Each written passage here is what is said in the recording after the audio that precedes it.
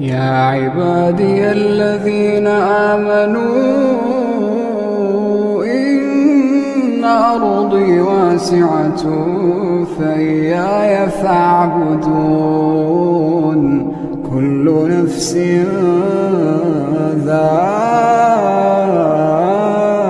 ذائقة الموت كل نفس ذائقة الموت ثم إلينا ترجعون والذين آمنوا وعملوا الصالحات لنبوئنهم من الجنة غرفا تجري من